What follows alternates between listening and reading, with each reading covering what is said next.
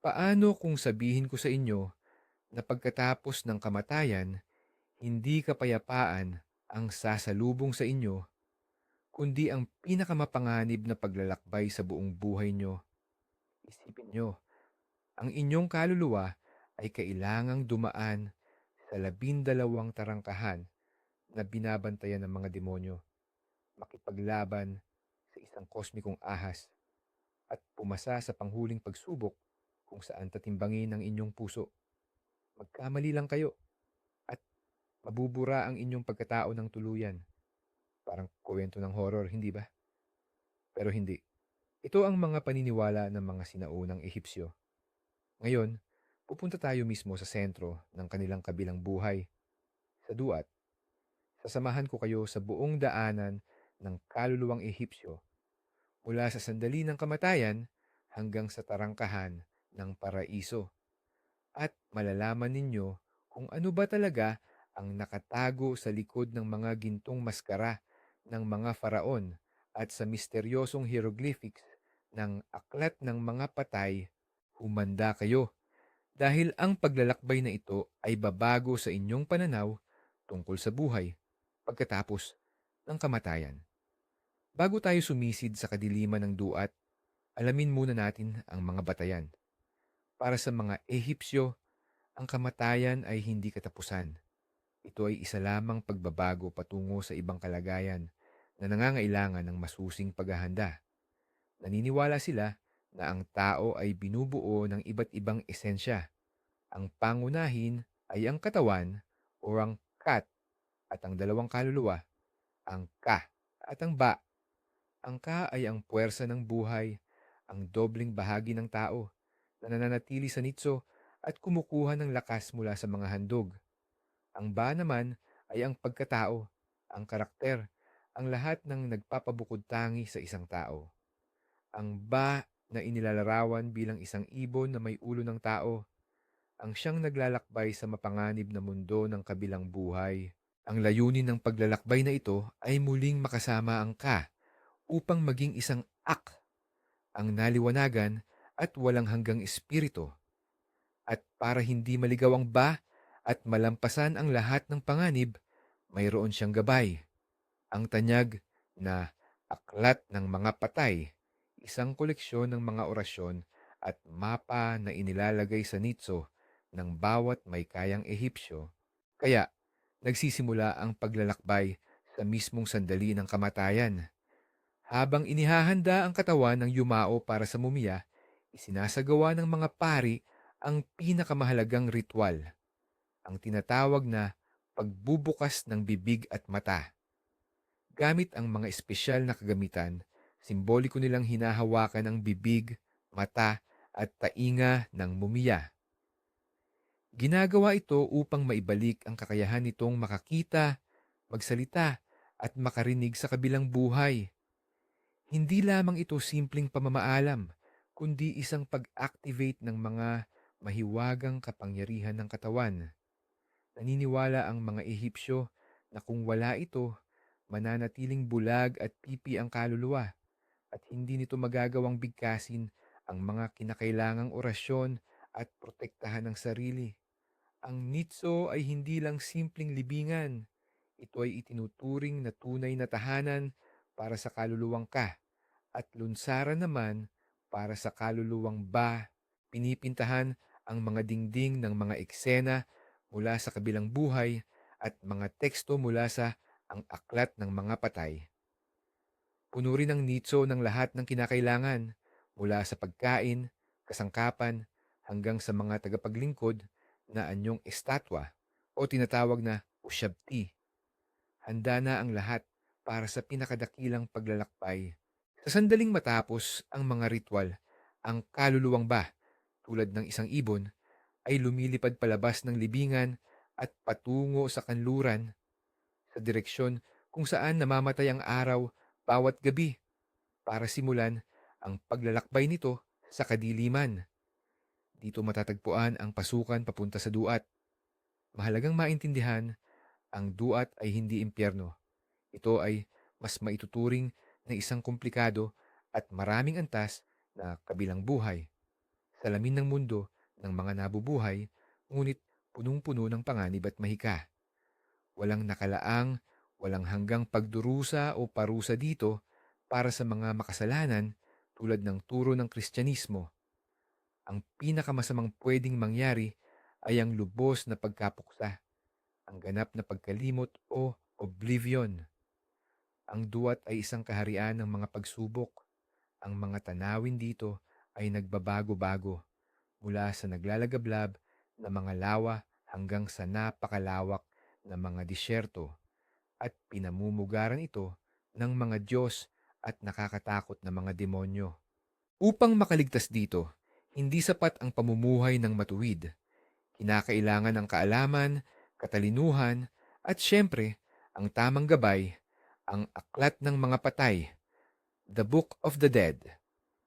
Ito ay literal na nagsilbing mapa at koleksyon ng mga cheat code para sa misyong ito. Pagdating sa duat, sasalubungin ang kaluluwa ng isa sa pinakatanyag na Diyos ng Ehipto, si Anubis, ang Diyos na may ulo ng jakal. Salungat sa popular na paniniwala, hindi siya isang masamang Diyos. Sa katunayan, si Anubis ang pangunahing katulong at tagapagturo ng yumaon. Siya ang Diyos ng pag-iimbalsamo, tagapagbantay ng mga nekropolis, at siyang umaakay sa kaluluwa sa mga una at pinakabaluktot na landas ng kabilang buhay. Ang kanyang ulo ng jakal ay may matibay na dahilan. Karaniwan kasing makikita ang mga jakal na naglilibot sa mga sementeryo sa gilid ng disyerto, kaya't itinuring sila ng mga Ehipto bilang mga bantay na nagpapanatili ng katahimikan ng mga yumao. Tinitiyak ni Anubis na handa na ang kaluluwa para sa paglalakbay at siya ang naghahatid dito patungo sa dakilang paghuhukom. Siya ang tagapagtanggol na nagtataboy sa maliliit na masasamang espiritu at nagpapakita ng tamang daan. Ang makita siya ang unang palatandaan na nagtagumpay ang mga ritual ng paglilibing at tinanggap na ng mga Diyos ang yumaon sa kanilang kaharian. Pagkatapos nito, ang kaluluwang ba ay sumasama sa mga tauhan ng dakilang Diyos ng araw, si Ra. Tuwing dapit hapon, lula ng kaniyang sagradong bangka, ang manjet, lulubog si Ra sa duat. Maglalayag siya sa ilog Nile na nasa ilalim ng lupa upang muling mabuhay sa silangan pagdating ng umaga. Hati ang paglalakbay na ito sa 12 oras at bawat oras ay kumakatawan sa isang bagong rehiyon ng duat. May bagong pintuan at bagong pagsubok. Ang kaluluwa ng yumao ay nagiging isa sa mga pasahero ng bangka at ang misyon niya ay hindi lamang manood, kundi aktibong suportahan si Ra. Kailangan itong bumigkas ng mga engkanto, itaboy ang mga halimaw, at panatilihin ang banal na kaayusan, ang tinatawag na maat. Hindi ito karaniwang paglalakbay. Ito ay isang sagradong misyon. Ang matagumpay na pagtawid ni Ra sa duat ang nagagarantiya sa pagdating ng bagong araw para sa buong mundo ng mga nabubuhay. Kaya naman, ang bawat yumao ay nagiging bahagi ng kosmikong labanan ng liwanag at dilim, at sa kaniyang mga gawa nakasalalay ang kapalaran ng buong sansinukob. Ang unang oras ng gabi, ang unang pintuan, ito ay tinawag na Diyosa ng Panginginig. Bawat isa sa 12 pintuan ng duat ay binabantayan ng matitinding tagapagbantay. Maaari silang maging mga ahas na may dalang talim, mga demonyong may ulo ng buwaya o mga nilalang na ang katawan ay gawa mismo sa apoy. Hindi sapat na humingi lamang ng pahintulot para makadaan. Kailangang patunayan ng namatay na siya ay ang may alam. Dapat niyang banggitin ang lihim na pangalan ng pintuan, ang pangalan ng tagapagbantay, at ang pangalan ng bantay pinto. Ang lahat ng mahahalagang pangalang ito ay nakatala sa aklat ng mga patay. Ito ang unang pagsubok sa karunungan at kasanayan sa mahika. Kung hindi makasagot ang kaluluwa, hindi ito papayagan ng mga tagapagbantay. Mapipilitan itong gumala sa kadiliman, nanganganib na mapunit o malapa ng maliliit na demonyo. Ang matagumpay na pagdaan sa unang pintuan ay nangangahulugang karapat-dapat ang namatay na ipagpatuloy ang paglalakbay kasama si Ra. Kaya naman, ang sagradong bangka ay lumayo pa, lalo pang lumulubog sa pusod ng kadiliman ng kaharian ng kabilang buhay. Pagdating sa ikalawa at ikatlong mga tarangkahan, lalong humigpit ang mga pagsubok. Ang lupain ng duat ay nagmistulang mas matindi at mapanganib. Nakita ng kaluluwa ang mga lawa ng apoy, kumukulong kaldero, at mga ilog na gawa sa asido. Kinaroroonan ng paghihirap ng mga hindi umusad. Hindi lamang sila mga makasalanan, kundi mas tumutukoy sa mga walang malay o di handa, yaong mga hindi naghanda para sa buhay pagkatapos ng kamatayan. Hinarangan ang daan ng bapor ni Ra ng naglalakihang mga ahas na bumubuga ng nagniningas na apoy. Ang yumaong kaluluwa ay kailangan hindi lamang ng kaalaman sa mga pangalan ng mga tagapagbantay, kundi pati na rin ng pagbigkas ng makapangyarihang mga orasyon upang maitaboy ang atake ng mga dambuhalang ito. Halimbawa, ang orasyon bilang 33 tingin 32 mula sa aklat ng mga patay ay partikular na inukol laban sa mga ahas at nagsasaad, "O ahas na rarek, huwag kang lumapit. Si Gebatshu ay tumatayo laban sa iyo. Bawat salita ay may kapangyarihan at ang kaunting pagkakamali lamang sa pagbigkas ay tiyak na magiging nakamamatay. Ang paglalakbay na ito ay nagiging isang matinding pakikipaglaban para lamang mabuhay." Kung ano-anong nilalang na ang nasaksihan ng kaluluwa sa malalagim na lupaing ito. Ang duwat ay punong-puno ng iba't ibang uri ng dambuhala na nagmula sa kaguluhan. Bukod sa mga ahas, mayroon ding mga demonyong unggoy o babuon na may dalang matutulis na patpat. Nandyan din ang mga nilalang na may katawan ng tao, ngunit may ulo ng salagubang o buwaya na nag-aabang sa mga kaluluwang walang pag-iingat. Mayroon ding mga demonyong walang ulo kung saan ang kanilang mata at bibig ay nakalagay sa dibdib. Ngunit isa sa pinakanakakatakot ay ang demonyong tinatawag na mananakmal ng asno, the devourer of donkeys, na umaaligid sa mga kaluluwang nahihiwalay sa barka ni Ra. Ang lahat ng nilalang na ito ay sumasalamin sa mga takot at panganib ng totoong mundo, mga mandaragit, sakit at gutom. Nagbigay ang Aklat ng Mga Patay, The Book of the Dead, ng detalyadong instruksyon kung paano sila labanan. Ang ilang orasyon ay nagpapahintulot sa kaluluwa na magbago ng anyo at maging isang makapangyarihang Diyos, gaya ng isang lawin o buwaya para takutin ng mga demonyo. Ang iba naman ay nagpapahintulot na maging hindi nakikita ang kaluluwa. Ito ay isang tunay na digmaang mahika. Pero ang lahat ng mga halimaw na ito ay walang binatbat kumpara sa pangunahing kaaway ni Ra, ang kalaban ng buong kaayusan ng mundo. Ang pangalan niya ay Apep o Apophis. Isa siyang dambuhalang ahas, ang personifikasyon ng sinaunang kaguluhan, kadiliman at pagwasak. Tuwing gabi, habang naglalayag ang bangka ni Ra sa ilalim ng ilog nile, sinisikap ni Apep na pigilan ito. Inuubos niya ang tubig ng ilog para sumadsad ang bangka, o kaya naman sinusubukan niyang lamunin mismo ang Diyos ng araw. Ang buong kasama ni Ra, kabilang na ang ibang Diyos tulad ni Set at maging ang mga kaluluwa ng yumao, ay nakikipaglaban sa kanya. Sinaksak nila ito ng mga sibat, iginapos ng mahiwagang kadena at nagbigkas ng mga orasyon para pahinain siya. Kailangan namang isigaw ng kaluluwa ng namatay ang sumpa kay Apep bilang tulong sa mga Diyos. Ang labanang ito ang pinakatampok ng bawat gabi nilang paglalakbay. Kung nanalo si Apep, hinding-hindi na sana sisikat ang araw at ang mundo ay lulubog sa walang hanggang kadiliman. Ang pagtatagumpay laban sa kanya ay nangangahulugan ng muling pagsilang at pagpapatuloy ng buhay.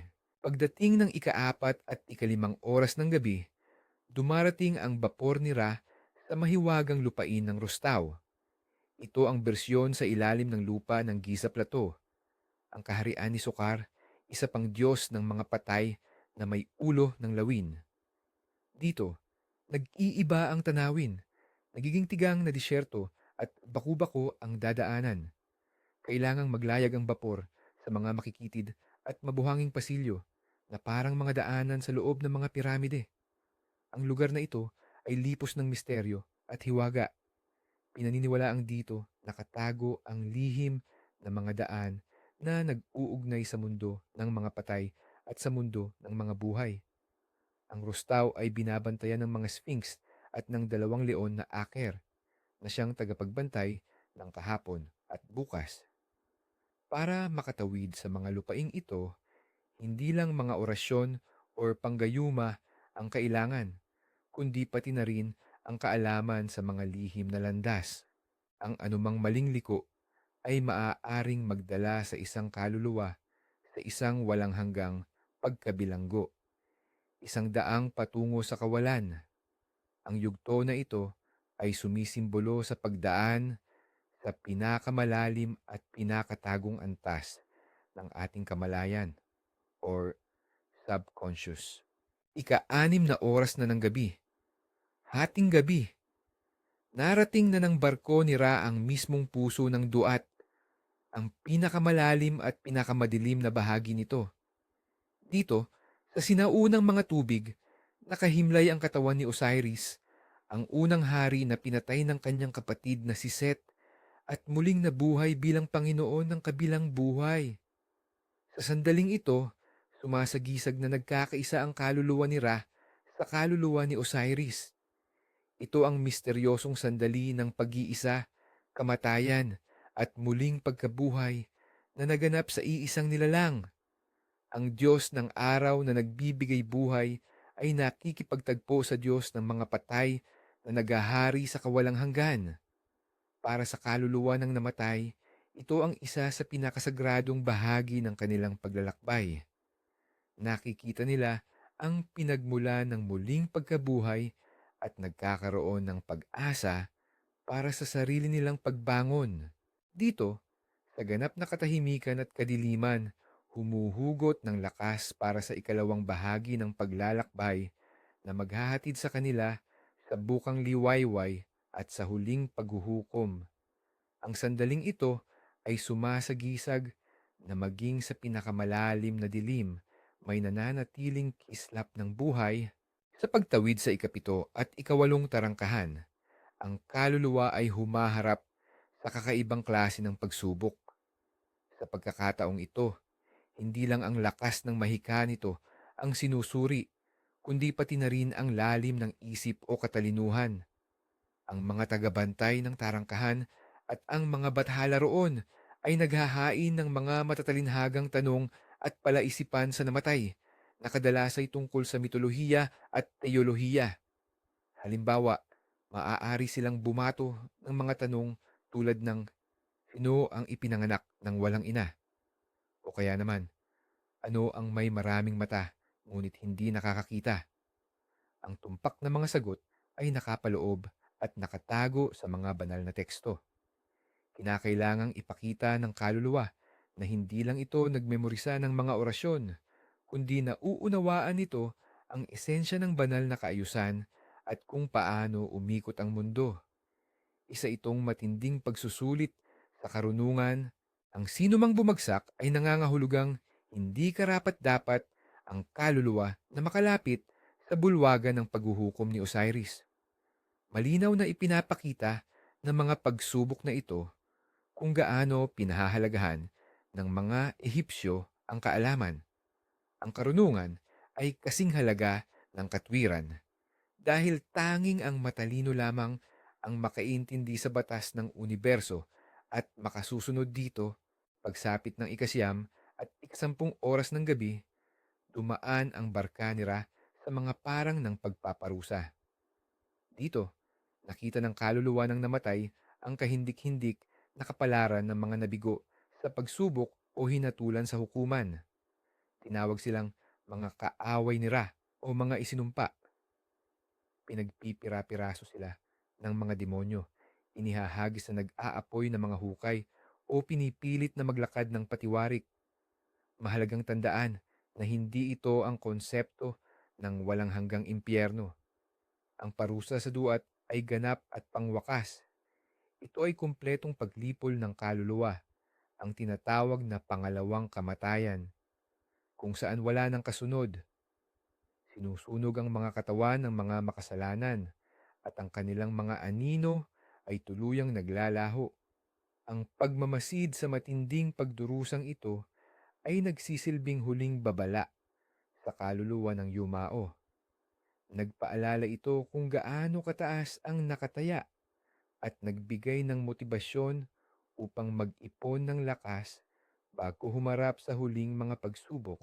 Isa itong shock therapy na layuning patibayin ang paninindigan ng kaluluwa na abuti ng mga parang ng iaro ang ikalabing-isang pintuan. Nararamdaman na ang matinding tensyon habang papalabas na ang bangka ni Ra mula sa duat, lalo namang tumitindi ang mga pagsubok. Dito, hindi lang kaalaman ang sinusukat ng mga tagapagbantay, kundi pati na rin ang kalinisan ng moralidad ng kaluluwa. Lumilikha sila ng mga ilusyon, tinutukso ang namatay ng kayamanan o kapangyarihan upang subukin ang kanyang integridad. Kinakailangan ng kaluluwa na magpakita ng lubos na pagpipigil sa sarili at katapatan sa mga prinsipyo ng maat, katotohanan, kaayusan, at katarungan. Dito rin naganap ang huling labanan kay Apop, ang ahas na gumagawa ng huling pagtatangka upang pigilan ang pagsikat ng araw sa mundo ng mga nabubuhay. Kinailangan ng namatay na gamitin ang lahat ng kanyang orasyon at buong-buo niyang kalooban upang tulungan si Ra na mapagtagumpayan ang halimaw. Ang sandaling ito ay ang pangkalahatang ensayo bago sumapit ang pangunahing paglilitis. Nililinis ang kaluluwa mula sa huling bakas ng takot at pagnanasa sa mundo habang naghahanda itong humarap sa dakilang si Osiris, ang ikalabindalawang tarangkahan, ang huling sandali ng gabi. Ang pinto na ito ay tinatawag na ang nagpapakita ng kagandahan ni Ra. Sa pagdaan dito, ang bangka ay umaahon mula sa kadiliman ng duat, naghahanda na umakyat sa silanganing abot-tanaw bilang ang araw sa umaga, si Kepri, ang Diyos na may anyong sa lagubang. Para sa mundo ng mga nabubuhay, sumisikat na ang bukang liwayway. Ngunit para sa kaluluwa ng yumao, ito ang pagtatapos ng mapanganib na paglalakbay sa bangka. Bagamat hindi pa ito ang katapusan ng lahat ng pagsubok, bumaba ito sa pampang at nagtungo sa bulwagan ng dalawang katotohanan kung saan naghihintay ang pinakamahalagang sandali ng buong kabilang buhay, ang paghuhukom ni Osiris. Matapos makalagpas sa 12 tarangkahan, makipaglaban sa mga halimaw at mapatunayan ang karunungan nito, sa wakas, nakuha ng kaluluwa ang karapatang humarap sa dakilang Panginoon upang patunayan na karapat-dapat ito sa walang hanggang buhay. Ang hangin ay punong-puno ng matinding pagkasabik at pangamba. Ang huling pagsubok ay nasa harapan na pagkatapos pumapasok ang kaluluwa sa bulwagan ng dalawang katotohanan na tinatawag ding bulwagan ni Maat. Ito ay isang napakalaki at maringal na silid. Sa dulo nito, nakaupo sa trono si Osiris mismo, nakasuot ng puting panlibing na damit at may hawak na mga simbolo ng paghahari. Ang kanyang balat ay kulay berde, ang kulay ng muling pagsilang. Sa magkabilang gilid niya ay nakaupo ang 42 Diyos na tagahatol at bawat isa sa kanila ay nagbabantay sa isang partikular na kasalanan. Sa gitna ng bulwagan, nakatayo ang malalaking gintong timbangan. Ang kapaligiran ay puno ng pagkasolemne at tensyon. Ang kaluluwa ng yumao na iginagabay ni Anubis ay lumalapit sa trono at nagpatira pa. Ngayon, kailangan na nitong bigkasin ang pinakamahalagang talumpati sa buhay nito, ang pag-amin ng pagtanggi or confession of denial.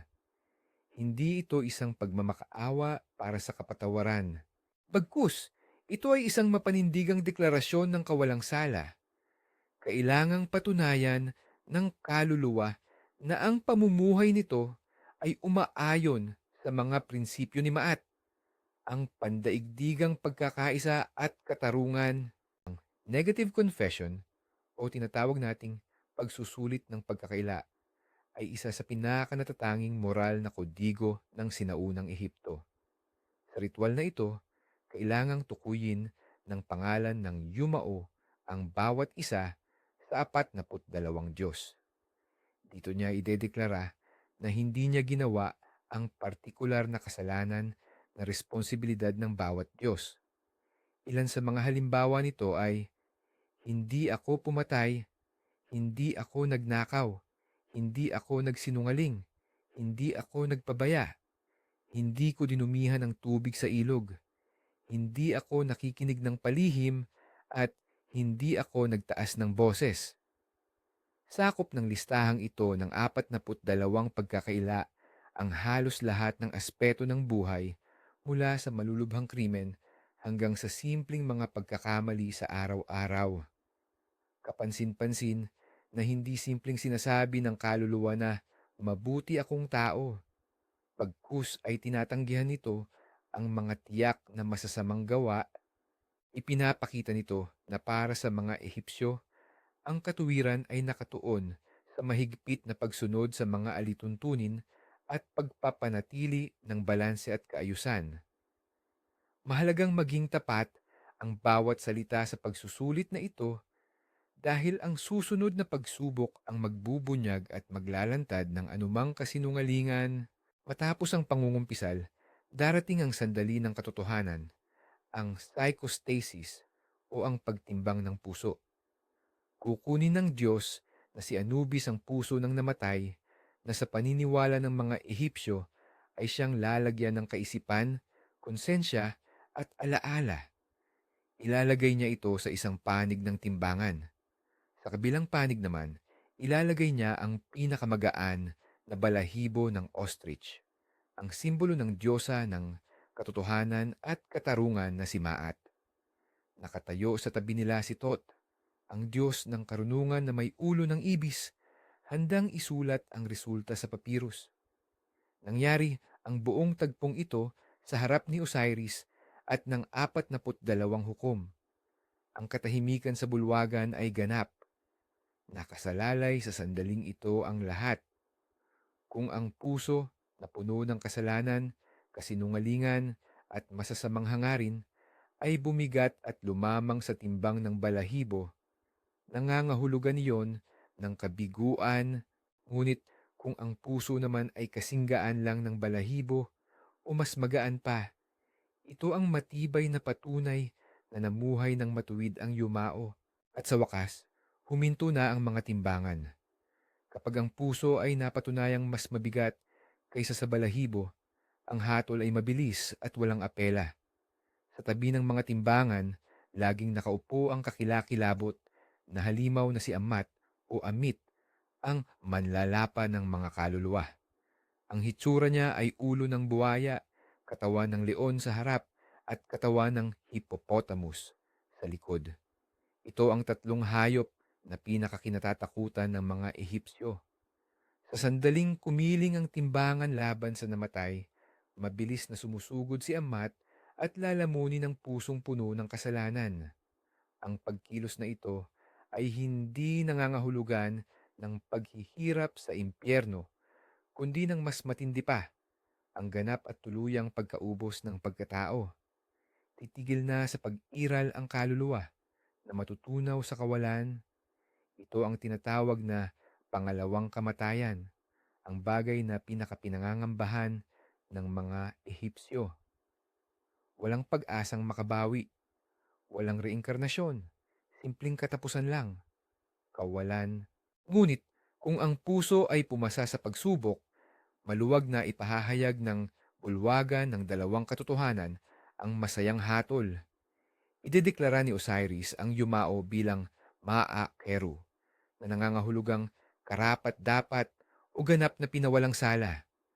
Si Horus, ang anak ni Osiris, ay kukunin ng kamay ng kaluluwang ito at ihahatid siya sa trono ng kanyang ama. Dito, bubuksan na para sa kanya ang pintuan patungo sa mga bukid ng Iaro o ang lupain ng Tambo. Ito ang paraiso ng mga Ehipsyo. Ngunit hindi ito lugar para lamang magpahinga o maging tamad. Ang mga bukid ng Iaro ay isang idealisado at walang hanggang masaganang bersyon ng lambak ng Nile. Dito, walang tagtuyot o taggutom. Laging sagana ang ani at punong-puno ng tubig ang mga kanal. Ang pinawalang salang kaluluwa ay makakakuha ng sarili nitong lupain at kinakailangang magsaka. Ngunit para hindi na sila magpahirap, mayroon silang mga usyabti, iyong mga lingkod na nagiging buhay at ginagawa ang lahat ng gawain. Ang kaluluwa naman ay masisiyahan sa walang hanggang buhay na puno ng kaligayahan, makikipagkita sa mga Diyos at kanilang mga ninuno at mamumuhay ng may kapayapaan at kasaganaan. Yan ang wakas ng ating hindi kapani-paniwalang paglalakbay. Ang afterlife ng mga sinaunang Ehipsyo ay malayo sa pagiging isang payak na larawan lamang ng paraiso at impyerno. Bagkus, ito ay isang dinamikong pagsubok, isang quest na puno ng panganib at mahika kung saan ang nakataya ay ang mismong buhay. Ang bawat detalye, mula sa simpleng anting-anting sa liig ng mummy hanggang sa mga orasyon na nakasulat sa Book of the Dead, ay may napakalaking kahalagahan. Hindi lamang sila naniniwala sa buhay pagkatapos ng kamatayan. Gumawa sila ng napakadetalyadong survival guide para rito. Ipinapahiwatig nito kung gaano nila pinahahalagahan ang kaayusan, kaalaman at katarungan. Ang mga pundasyon ng prinsipyo ng Maat, ang kanilang mundo ay binalot ng ideya ng walang hanggang siklo. Ang araw ay namamatay at muling nabubuhay. Ang Nile ay umaapaw at humuhupa at ang tao tulad ng lahat ng ito ay maaaring mamatay upang makamit ang walang hanggang buhay. Maraming salamat sa inyong pagsama sa amin sa paglalakbay na ito. Kung nag-enjoy kayo, huwag kalimutang mag-like, mag-subscribe at pindutin ang notification bell. Ngayon, may isang tanong kami para sa inyo. Kung ang inyong puso ay tatayuin sa mga timbangan ni Maat ngayon, mas magaan kaya ito sa isang balahibo? Ibahagi ang inyong mga sagot sa comments section sa ibaba